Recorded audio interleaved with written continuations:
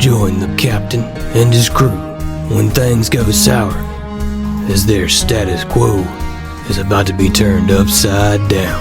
How will the crew handle the weight of the corporate thumb, the hard cases of dangerous trade routes, their own greed? Find out as the Southern Tomfoolery Network presents Live and Let Fly.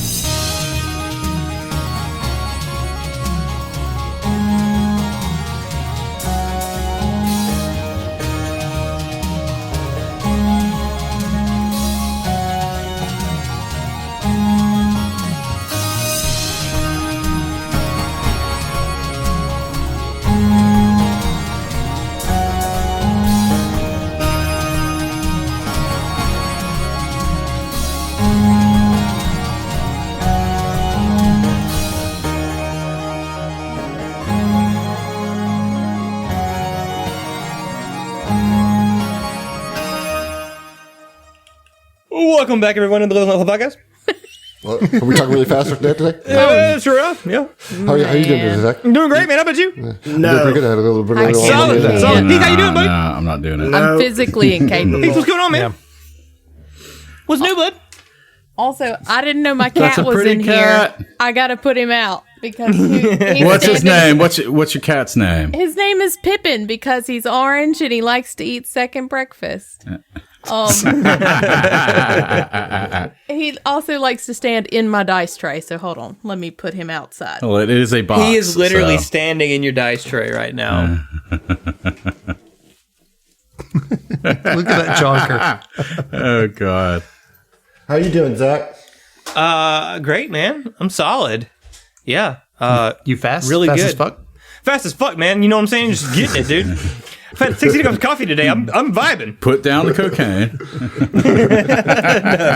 No, I'm good, man. I'm doing great. Looking forward to kind of the next few weeks, which are hopefully going to be slow at work, you know. So Yeah. I'm excited about that. How about you guys? Got any big Christmas plans? Work. Coming home Yeah. for the week. Yeah. Yep. Yeah, having a solid 10 days or so at home to see you and other friends and Emily and if I can manage to see make it to Hattiesburg or New Orleans even during the 10 days that I'm around, I'd like to, but who knows? But I'll tell you what, looking bro. forward to seeing friends and family. You got a shitload of mail on the kitchen table right now. I know. Like Junk mail, and there's yeah. probably 1,000 packages, and there are plenty more packages to come, Zach. So this is private business, man. But just throw them in my room or in the hallway or whatever. Can do, man. Can do. It's the season of giving. Yeah. That's right. How about you guys, Heath, John? Y'all got big Christmas plans? Just going to go see the folks. That's pretty much it. Yeah, same. Yeah, I mean that the usual. Like for Thanksgiving and Christmas, it's like I go to my mom's side and my dad's side, and it's like they're each 40 minutes away in different directions. So yeah. Well, so I mean that always affords me some time to like enjoy listening to some podcasts and stuff on Thanksgiving and on Christmas. So it actually like starts me off, kind of nice in a good headspace. But I'm looking forward to our break, like our 2-week break from the school, so that I can like finish Endwalker. No doubt. Yeah, it's a ride. But look, I'm not a very Christmassy person in general. I'm just trying to be polite. I'm actually ready to play some Starfinder. Are you guys cool with that? Definitely. That would be the greatest gift. The greatest gift of all. Sounds good. Sounds like a plan then. So when last we left the crew of BD 514, you found yourselves at King Kearney's Casbah in the Armada, meeting with Lord Sinjin, right? His bodyguard Deminda brought you into his sort of private meeting room that he has in the back of the establishment. And he reached out his hand and extended it, telling you his name. And that's where he left off. So that's where we'll start it back. Did he extend it to anybody in particular? I'm guessing that Roland would be kind of in the front, right? Right. You know? I was just wondering. Vincent is in the back, behind everyone. I mean, before we pop up, I was just kind of curious, like, you guys' feelings as individuals going into this thing. Because, like, I don't love it. Like, Hestia just survived doing the old switcheroo, giving the resistance all these guns, and getting away relatively safely just to, I mean, like, if, in her mind, this is a Scorsese movie, she's just waiting to be, you know, garroted from behind. Like, we're about to be murdered. Is her full expectation coming into this. I understand that. I don't think that I feel that way, because I feel like if he wanted to kill us, he could have before, you know, and not as much of a public, you know, there's many people that know we're going to see him now and everything like that. Yeah, it'd send a great statement. Don't fuck with me.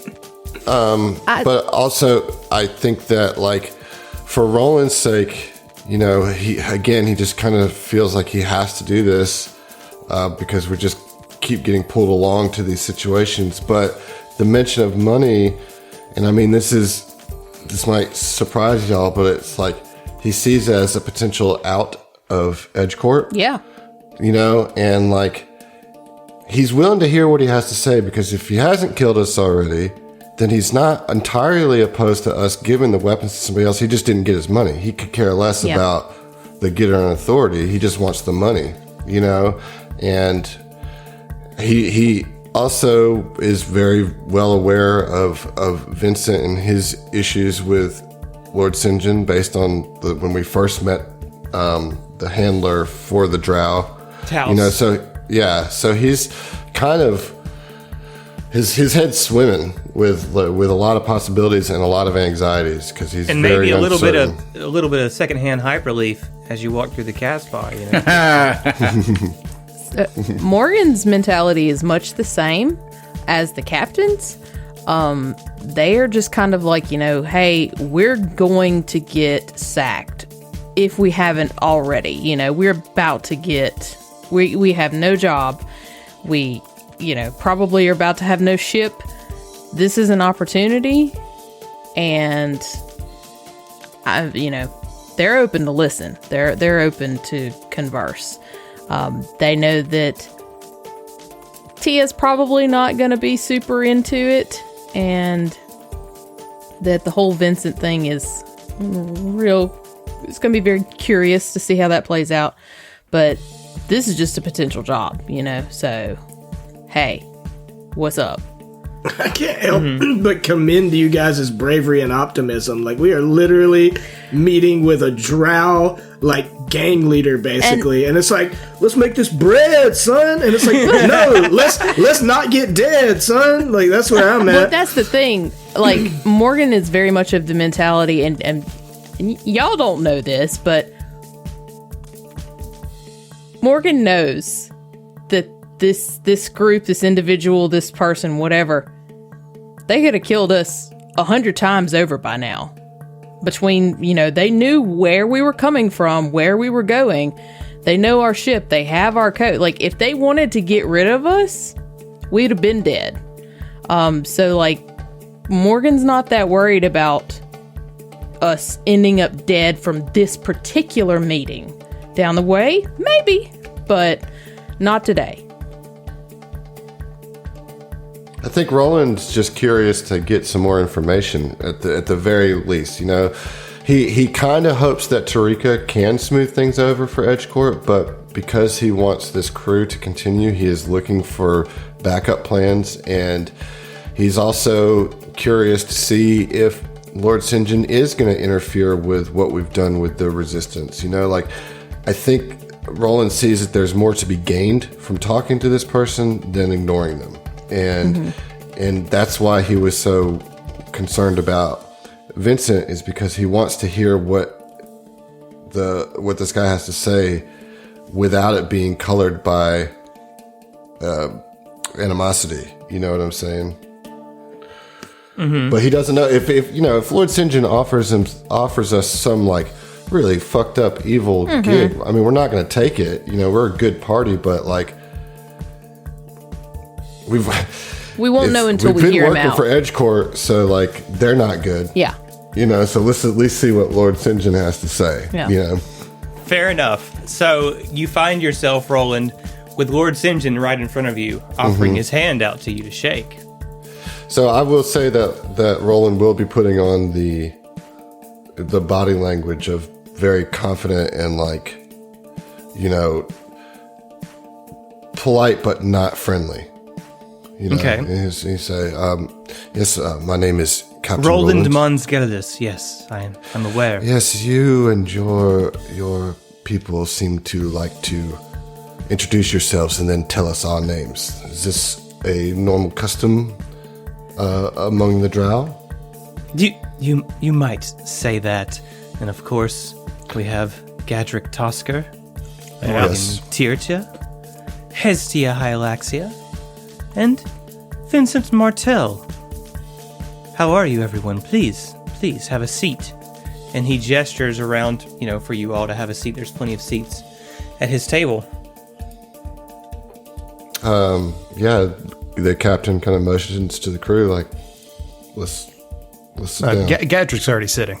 Yeah. And he had a chance to not be on his feet. He's just like, he said, sit. All right. Who go we sit. can do. So he makes a gesture to Deminda, who comes around and pours you all a glass of this rich apostate wine.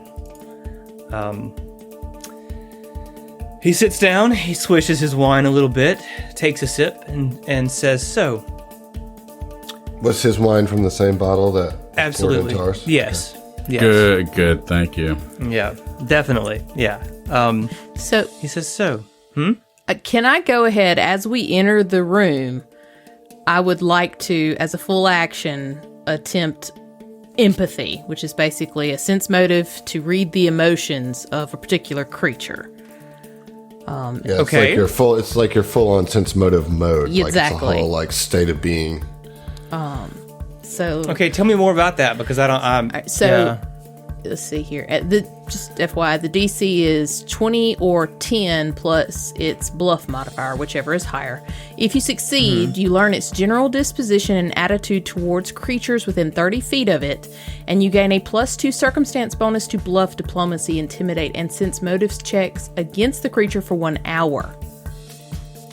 You gain a how much now? Plus Plus two. 2. +2 to sense motives, Sense motives, Bluff. intimidate, bluffs. diplomacy. All the charisma skills. Yeah. For Okay. 1 hour. Okay.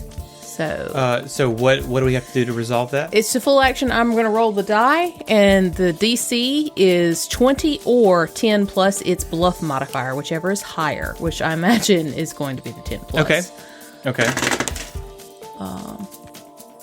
Oh, okay. Oh, okay.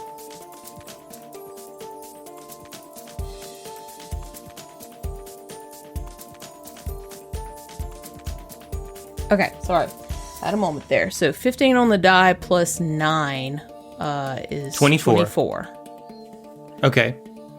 So that is A little short. just enough. Oh, yeah, okay. no, it's just enough. In terms of the gauge, I mean, you get the sense that Sinjin is calm. He's collected. He doesn't have any sort of like overt hostility Okay. towards you all or anything like that. And you will get that +2 bonus. Okay. So his attitude is just kind of like business calm. Yeah, He's not as I said, hostile. he is like sitting very relaxed in his chair, but of course he would be, right? He's surrounded by his bodyguards. He's in his element, you know. He's relaxed in his chair. He's got his glass of wine. He's swishing around. Okay.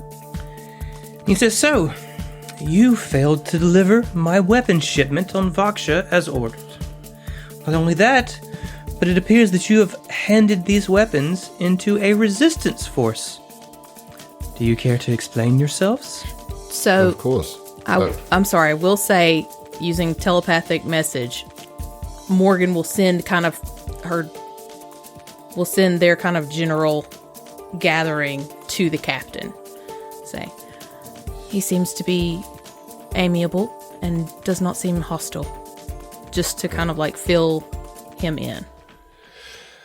Well, but of course, I feel that we do owe you an explanation as you were our client and we did fail to deliver as agreed upon in our contract.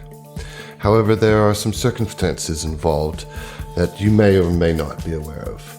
I'm going to assume that you are aware, but I will tell you anyway so you can hear it from my mouth. When we arrived, we were immediately told that we could not be there and that we needed to leave. I, in fact, tried very hard to demand that we actually speak to the supply officer that we were supposed to deliver these items to.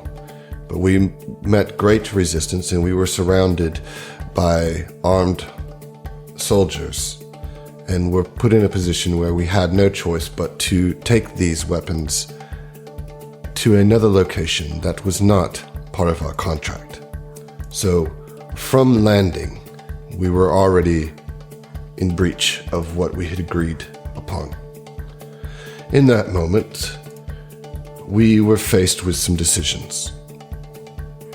What we saw on this planet was some atrocities being carried out. And we were given an opportunity to put these weapons in the hands of those that are resisting the Gitaron authority.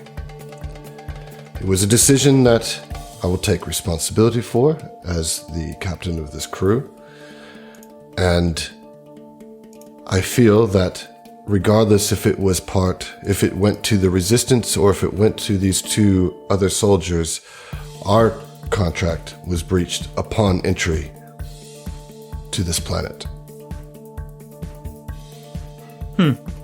So, Sinjin has been sitting patiently, right, listening to you explain this whole story, Roland. And he says, well, I have every reason to be furious. And when I get furious with someone, they usually end up breathing vacuum. But the stars have aligned in your favor.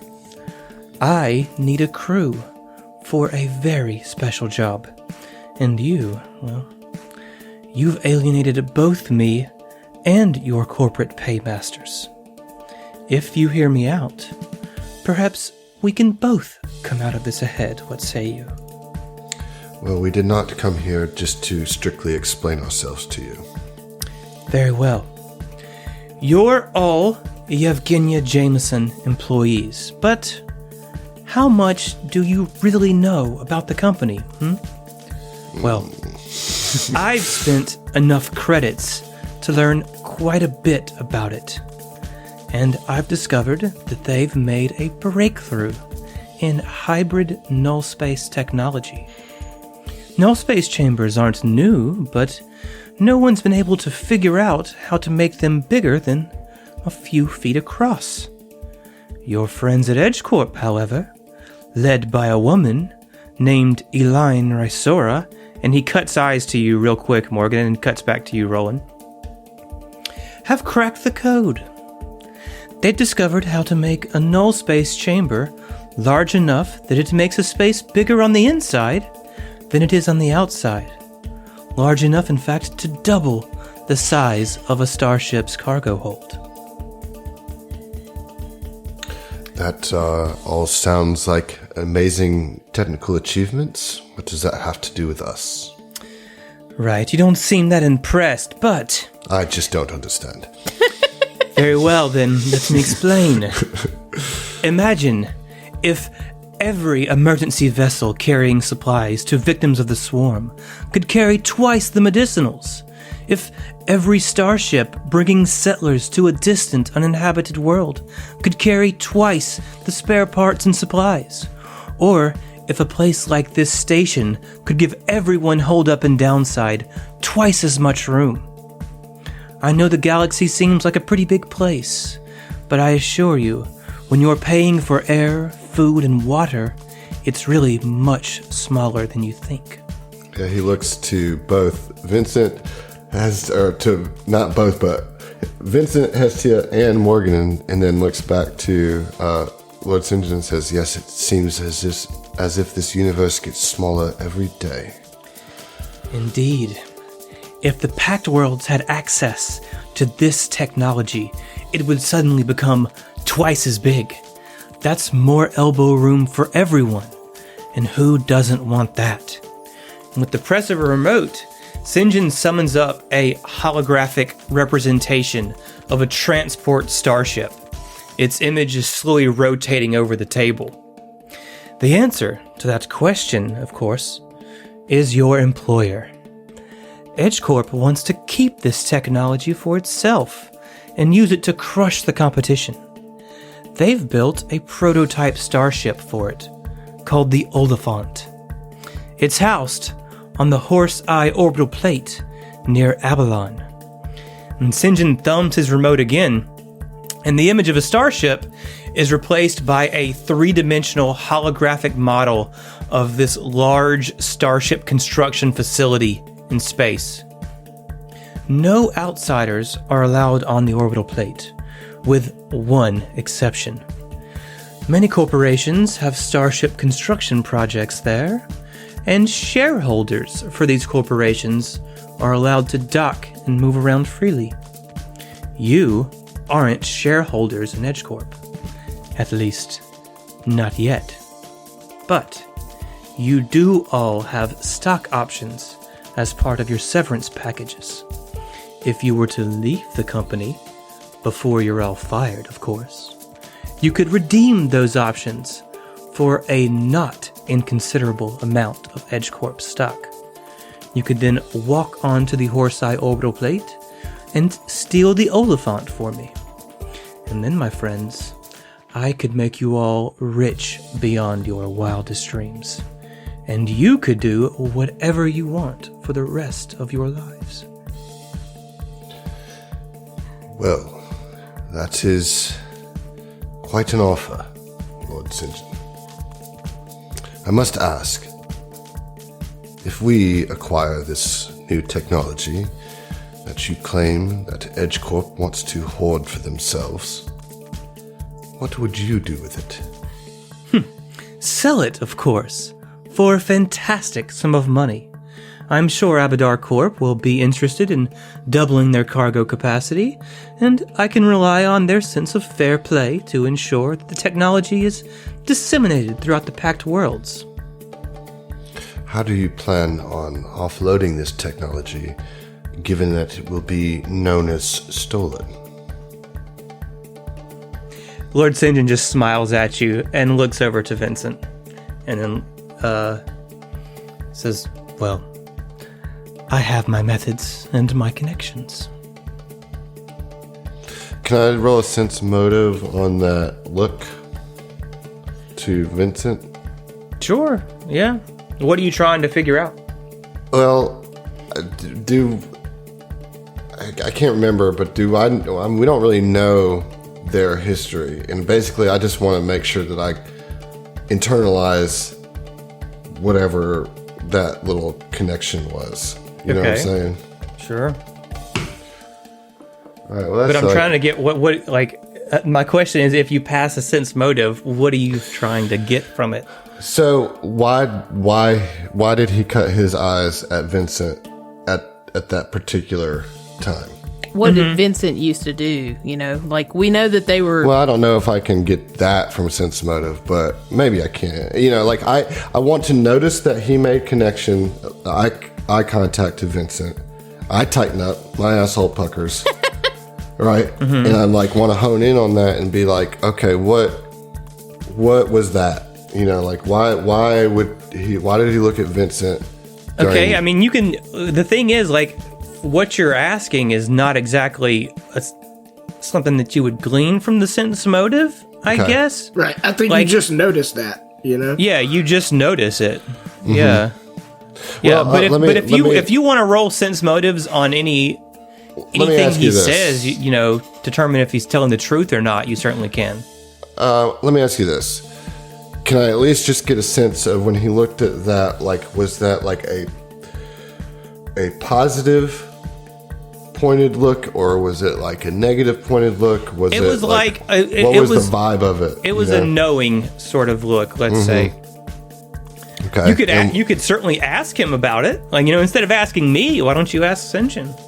Because I'm not going to do that in this conversation. I'm not going to ask him about Vincent in this conversation.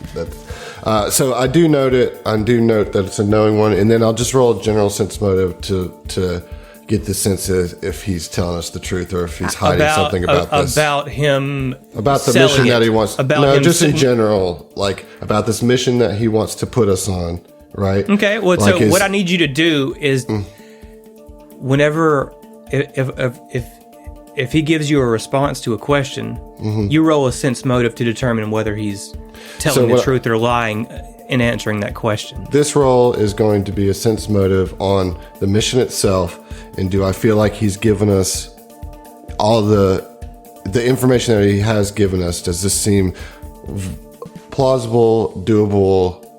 Is he telling the truth about what he's suggested to us? You know what I mean? Like what he's presented to us. Okay. All right.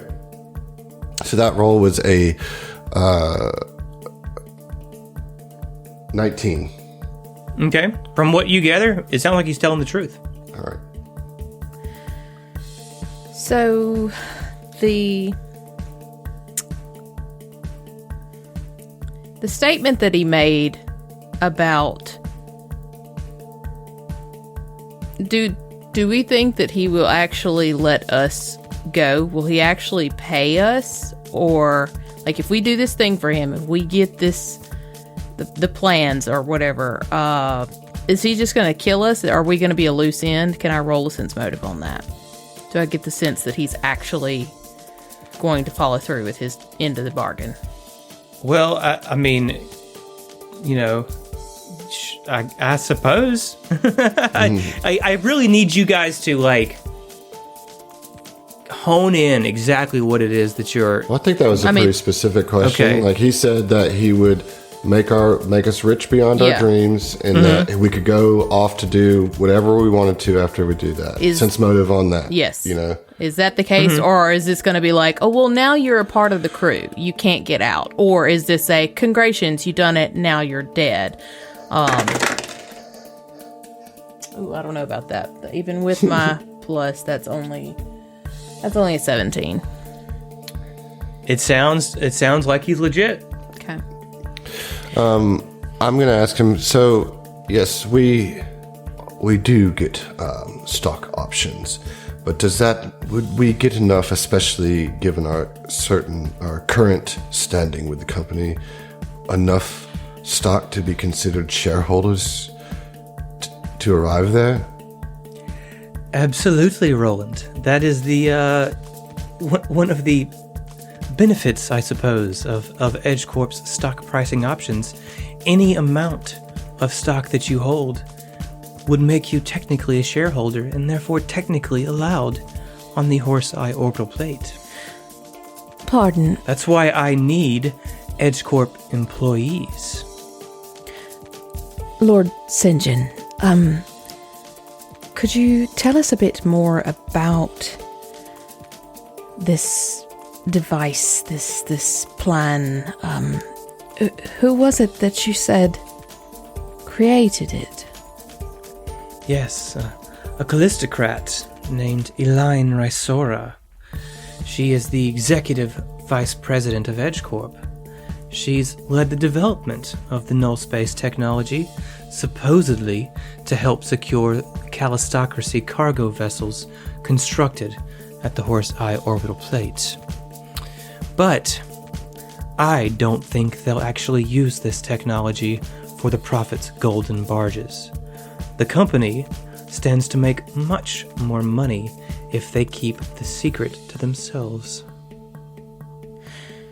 And you would, as you said, sell this product to others, correct? Oh, yes, of course. What am I going to do with a single ship when the technology inside of it could make me rich?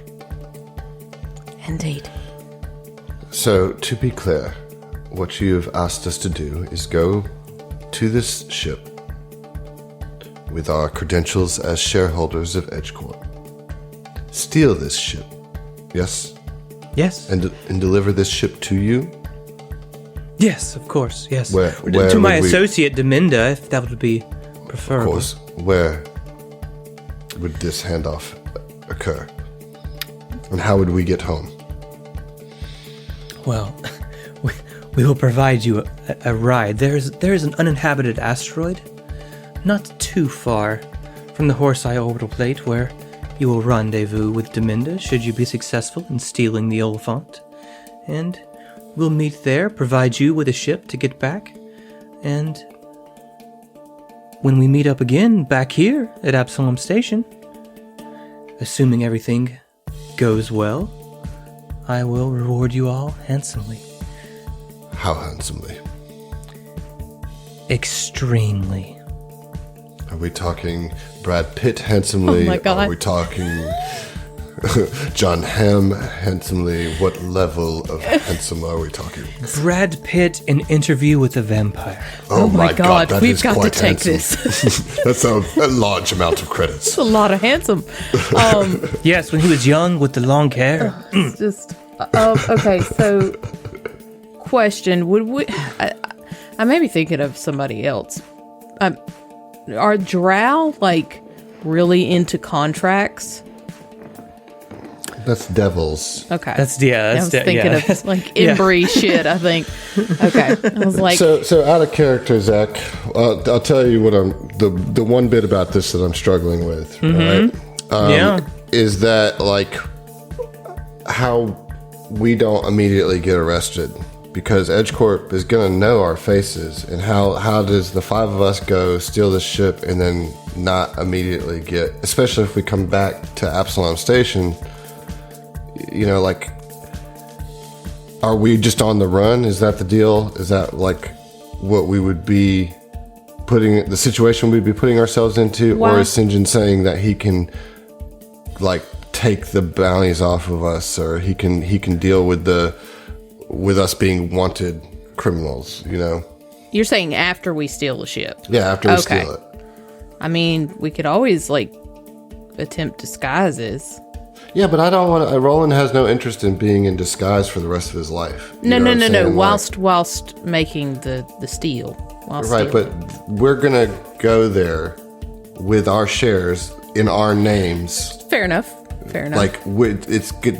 EdgeCorp is gonna know that we were there, and then the ship's gonna go away. We're gonna obviously be the primary suspects of that theft. You know, if not, But very clearly the ones that did it. they also don't really know what we've stolen if it's secret tech. It's their secret tech. But like, how can we get arrested? Because we stole their ship. It doesn't matter what technology's on it. We stole their ship. I'm sorry, You know what I mean? I Like- keep forgetting about the whole ship part.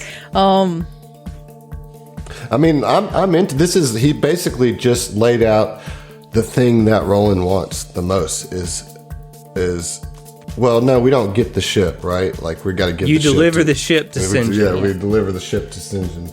But he's promising you Brad Pitt and Interview with the Vampire money. Right. You know what So I'm we can saying? we can buy. You can buy whatever fucking ship you want with as much money. So the main thing I'm worried about is the legality of it. You know, Oh, like, Well, that's so cute. no, like I gotta I'm not tell worried you, bro. about breaking the law. You know, you find yourself in the situation where the pretense of legality has already been thrown out the window, I get right? what he's saying, though. Like, I'm not worried about breaking the law. I'm worried about being held accountable to it. You're worried about the EdgeCorp. consequences of breaking the law. Well, yeah, but like it just seems like we would be doing a situation where there's no way that we don't get like immediately arrested. I mean, EdgeCorp has a significant amount of resources, and I just want to make sure I'm not missing something in the explanation of his plan to where there's a possibility for us to do this without getting caught. You know. Well, that would be up to you.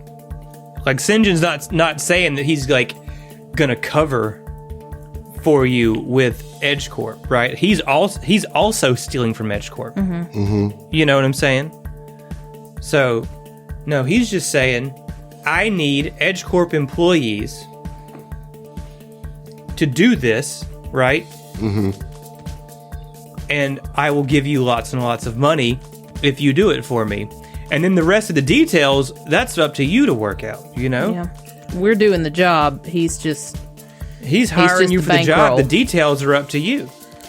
Yeah, I mean, I get it. Right. Hey, So, Captain. No, go ahead. well, I was gonna say the one way that works in my mind is that as if Edge Corp, if it's such a big deal that this ship is a secret, you know, that like if we steal it, like they're not gonna put out, you know, to the law and to the public that it was stolen because they don't want people to know they had it in the first place, right? Astute observation, Heath. That's my assumption going in is like we're stealing from someone who kind of it behooves Yeah. them not to go to the law. You It's know, not the law we're going to have to worry about. You know, it's Edge Corp internal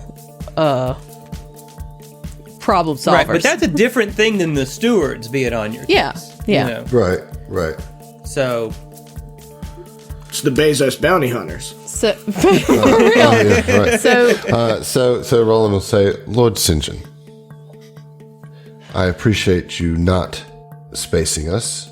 I hope you can understand the circumstances that led to the failure of our contract.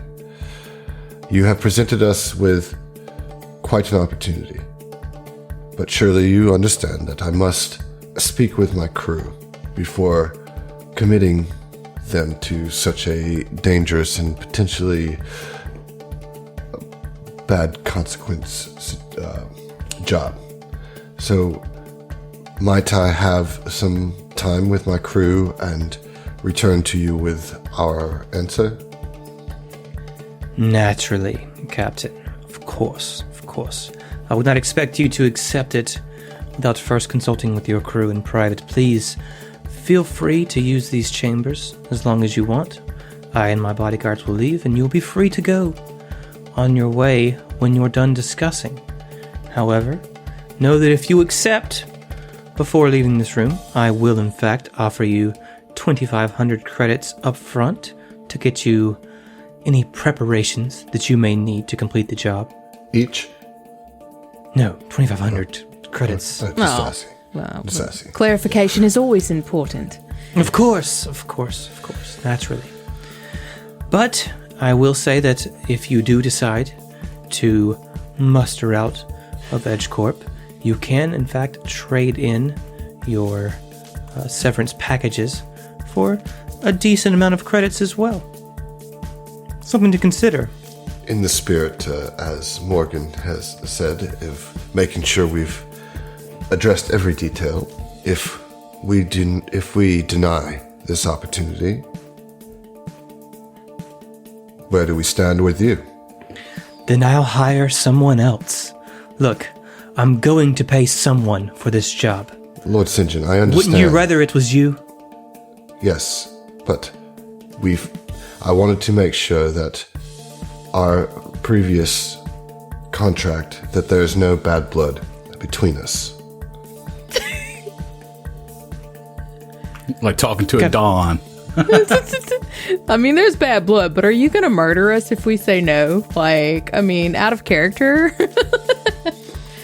Oh, I'm asking pretty much in character. You know, like he led this conversation with usually people who disappoint me get spaced. And so if we say no, I'm basically asking him to do we actually have a choice here, you know? Captain Roland, you did cost me 5.2 million credits. However, as a favor to an old friend, I am willing to let you walk out of this negotiation unharmed. As a favor to an old... all right. Yes, let us discuss... Thank you, Lord Sinjin. Your hospitality has been quite pleasing, and this wine is delicious. Let us have a moment, and we shall give you our answer momentarily. Yes, I have other appointments to attend, Captain Roland. I'm sure you understand. However, I I'm sure you have Demenda's contact info now. Please relay any decisions that you make to her. And with that, we will take our leave. And so Sinjin will stand up. All of his bodyguards will be alert. They'll file out of the room with him. Before Sinjin leaves, though, he kind of clasps his hand on Vincent's shoulder and pats him and says, "It's good to see you again, Vincent," and leaves. Noted.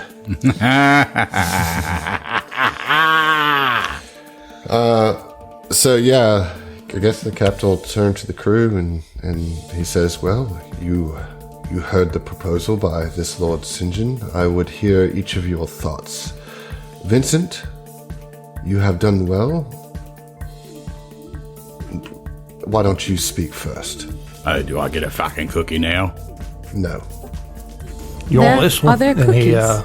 Gadget No, there's pulls no one out of his cookies. There's cheek no. pouch. Everybody stop. There's no cookies. Well, there's this one right here. It's a little bit moist, but I did A make cheek cookies. no. Well, I'll save it for later. Then he pops it back in his cheek. I gotta say, I'm dubious. You can see how this looks. Here he is, right while we're all over a barrel.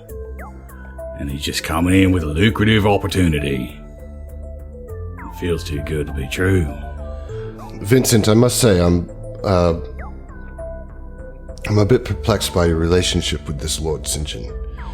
He seems to be very amiable to you, and yet you harbor such a level of disdain that it nearly burst out of your surface. What's the deal, man?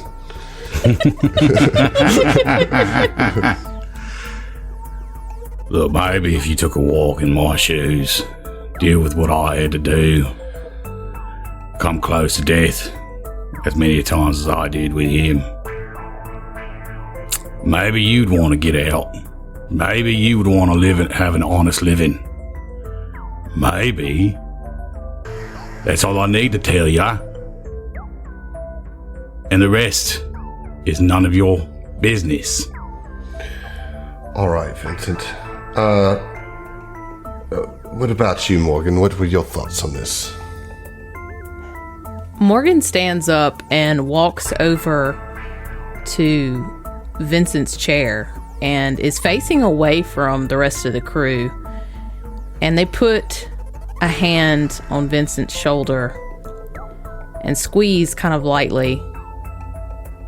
And then they walk back to the opposite side of the room.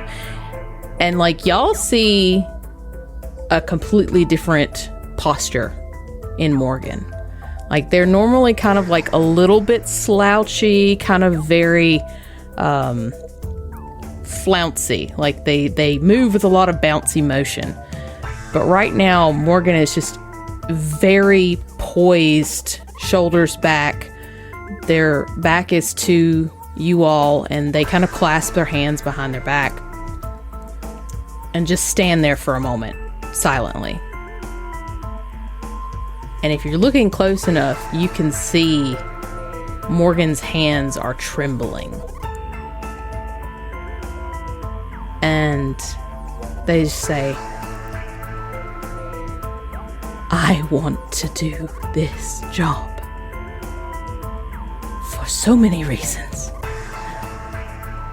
I know that you have your reasons against it, Vincent. I understand more than you probably know, wanting to get out from under someone. Get out from under an organization that you don't want to be a part of. But this is an opportunity we cannot pass up." And they would turn around and look at you all, and their eyes are just glistening with this kind of fever. An opportunity to get back at the company in such a massive way. An opportunity to share something that they plan to keep secret from the rest of the universe. To give it to others. To take it from them.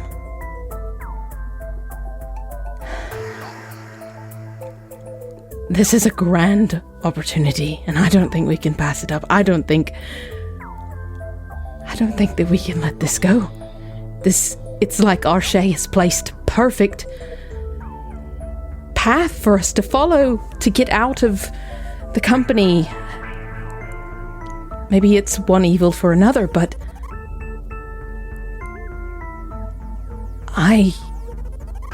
I'm on board. Well, thank you for that, Morgan.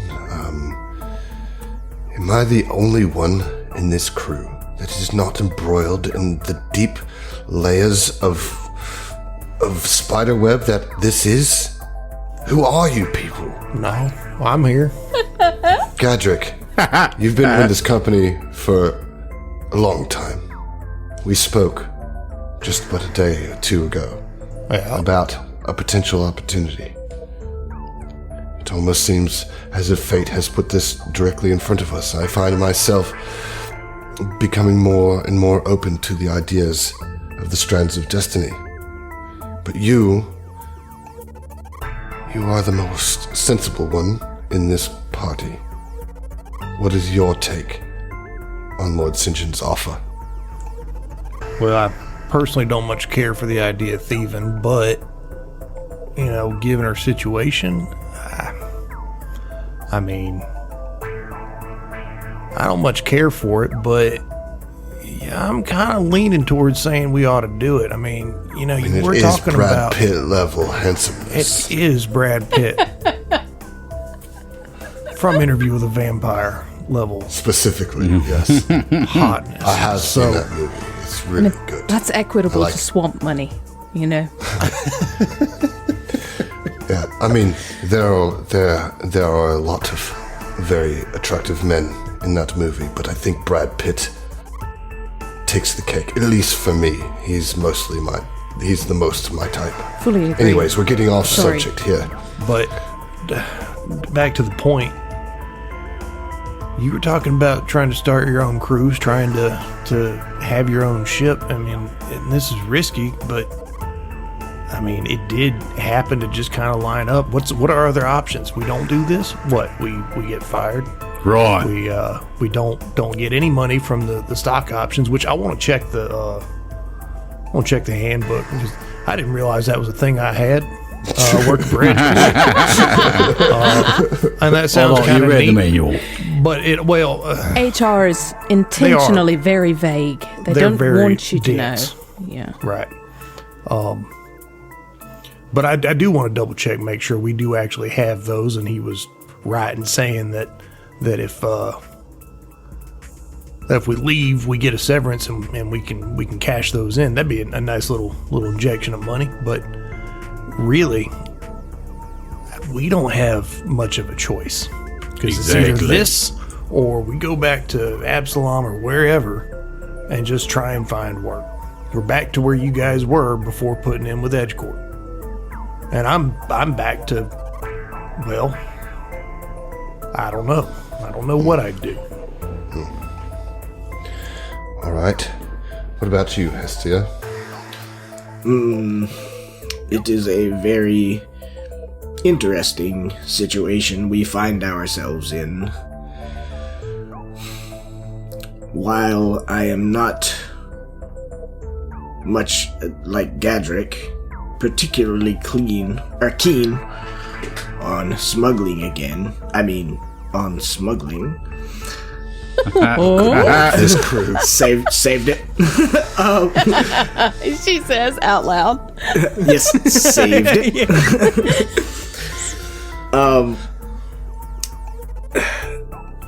I am inclined to think, old friend or not, and she looks directly at Vincent, that we don't have much of a choice here. I have no reason to believe that if we reject this deal, we won't end up in the vacuum of space or in a black bag or something like that very shortly after.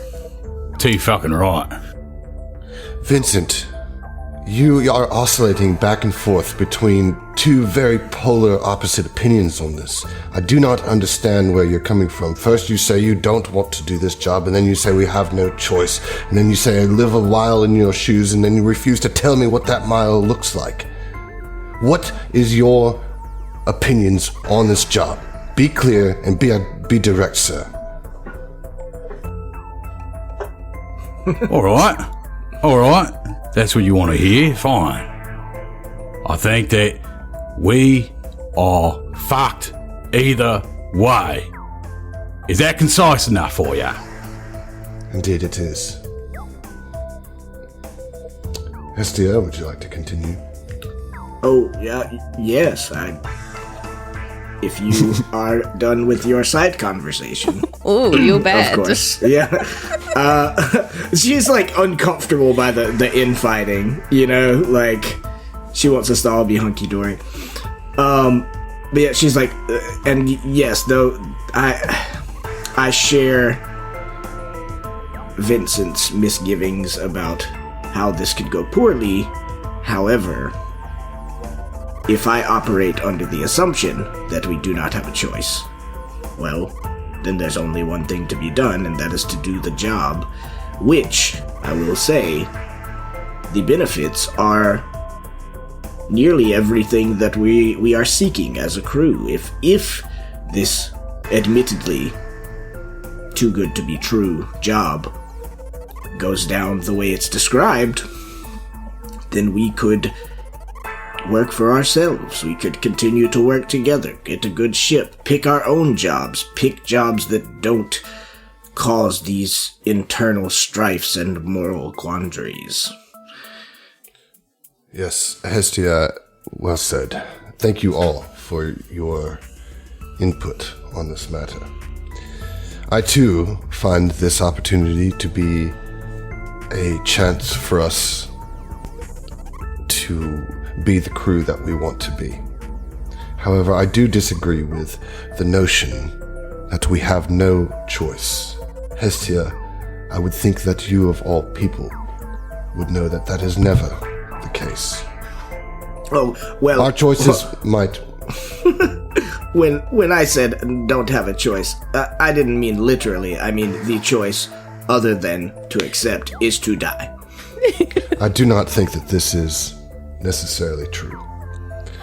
I think that if we choose not to take this, then we will all have to disband as a crew. We will all have to find new jobs with pretty terrible resume exits from this company. I think it will be a struggle, but we would be making the choice to do so. The reason that it is important to me to make this distinction is that if we are going to found our new crew on stealing a ship for this Lord Sinjin, we must own that this is a choice that we are making. We are not being forced to do this. And I will not have this crew go into this mission without taking the ownership of making the choice to do so. I did not allow you to come on the last mission without making that choice, and I will not expect anyone else on this crew to do anything of such danger without making the choice to do so themselves. Unless there's something else that anybody has to say, I propose that we put this to a vote. Does anybody have anything that they would like to add to the table or the discussion?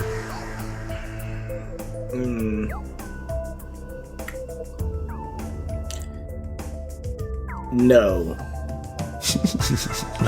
No, I don't think so. I said my piece. Morgan, Vincent?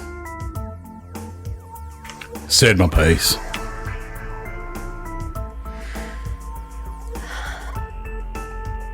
I've already said my piece. So all the pieces are on the table. Let's put it to a vote. Gadrick, Yeah. Hestia, We should do it. Morgan. Yes, absolutely. He takes a real hard look at the dwarf. Oh, fucking hell, fine. He just raises his hand. Like Rowan was about to say something. He says, "Oh, all right." But no, he says, "Vincent, I understand that there are things about you and your past that I do not know, and I understand that these things are coloring the dynamics of our relationship. I want to first and foremost acknowledge that I have my blind spots when it comes to you, and I might be expecting things that are unreasonable from a man in your position. But what I do pledge to you, Vincent, is that if you do join this crew and do it wholeheartedly, I will have your back, and I will do what it takes to keep this crew safe.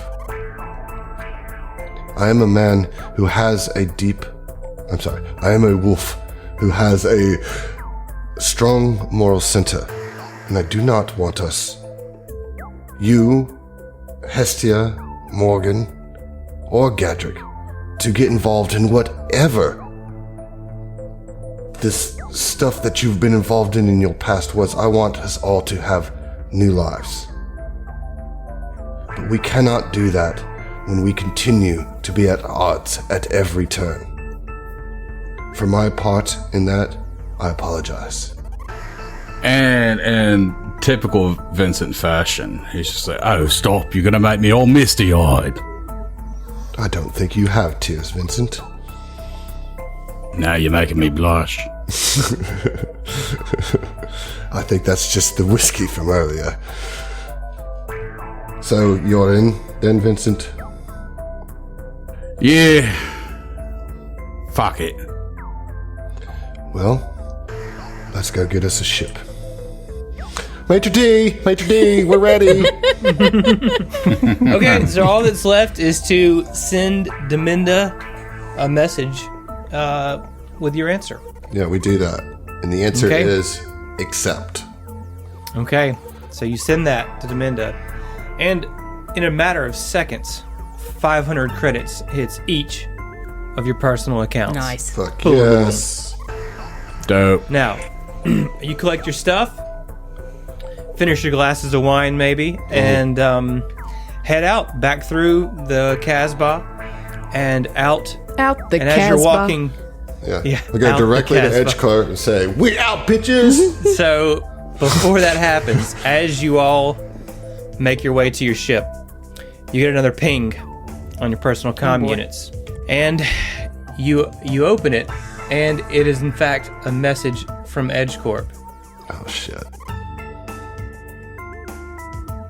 All right. We have just received a transmission from EdgeCorp. The subject line says, "Possible contract breach and termination. Dear employees, your recent activity on Voxa has triggered an objective AI-led investigation into potential violations of your employee contracts. This investigation may result in your termination. EdgeCorp is under no obligation to share the results of this investigation with you.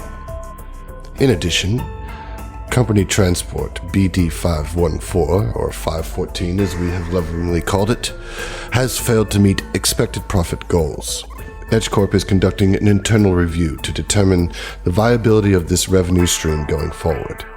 In the event your Company Transport is reassigned, your contracts will be voided, effective immediately. Thank you for your time." And we'll see ya. Wait, so we ain't got sacked yet? Maybe. Yeah. Okay. We gotta like sprint there Yeah. quick. Here's our reverse pink slips. You can't fire me, I quit.